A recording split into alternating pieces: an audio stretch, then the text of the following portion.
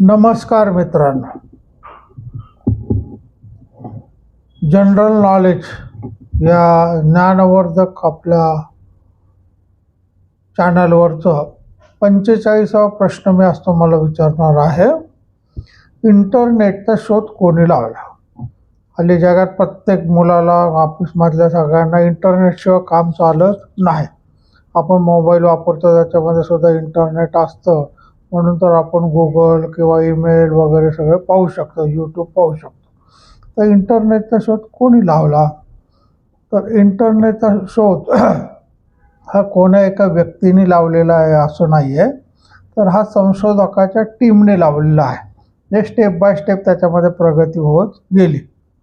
पण त्यातल्या त्यातमध्ये मूळ शोध ज्यांनी लावला त्या दोघांना क्रेडिट जातं, की विंटन सर्फ आणि रॉबर्ट कान या दोघांना इंटरनेटचे जनक मानलं जातं. त्यांनी TCP म्हणजे IP जो आहे प्रोटोकॉल विकसित केलेला आहे. TCP IP म्हणजे काय? तर वेगवेगळ्या नेटवर्कला जोडण्यासाठी आणि माहितीची देवाणघेवाण करण्यासाठी एक प्रमाणित पद्धत त्यांनी तयार केलेली होती. आपण वेगवेगळे नेटवर्क वापरतो, एअरटेलचं आहे, जिओचं आहे, हे सगळे एकमेकाशी जोडले जातात. तर त्याला TCP IP असं म्हणतात.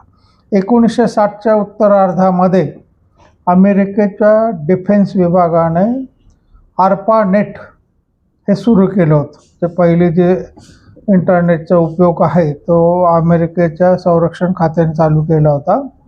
1970च्या सुमाराला TCP IP विकसित झाला.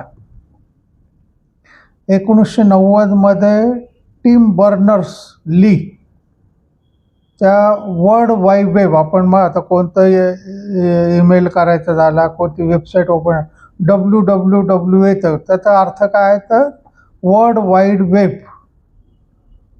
त्याच्या निर्मितीमुळं काय झालं तर इंटरनेट वापरामध्ये एकदम क्रांती झालेली आहे. असे अनेक संशोधकांनी त्याच्यामध्ये भाग घेतला आहे, योगदान दिलं आहे, आणि म्हणून आजचं इंटरनेट आपण वापरत आहोत. आता हे जे इंटरनेट आहे तर हे मानवी जीवनामध्ये अविभाज्य भाग झालेला आहे. म्हणजे आपण इंटरनेटशिवाय जगूच शकत नाही. तर ही जी वर्ल्ड वाईड वेब सुरू झालेला आहे त्याचं क्रेडिट जातं टिम बर्नर्स लीला. आणि या सगळ्यांच्या प्रयत्नातून आजचं इंटरनेट अवतीर्ण झालेलं आहे. आपण क्षणामध्ये इथून ईमेल केलं की अमेरिकेत पोचतो, अमेरिकेतल्या माणसाचा जपानमध्ये पोचतो, आणि जगभर एकमेकाला एका सेकंदामध्ये जोडलं गेलेलं आहे. इंटरनेटचा हा जो वापर आहे हा किंवा शोध जो आहे हा मानवी जीवनामध्ये किती महत्त्वाचा आहे हे तुम्हाला याच्यावरून समजतं. की पूर्वी टपाल टाकावं लागायचं, 8-8 दिवसांनी मिळायचं. परदेशात तर 1-1 महिन्याने विमापत्र मिळायचे. आता आपण पत्र व्यवहार हा कमी झाला, ईमेल वापरतो नाही का. इंटरनेटमुळं वेगवेगळ्या वेबसाईट आपल्याला ओपन करता येतात, आपल्याला वेगवेगळे ॲप्लिकेशन टाकता येतात.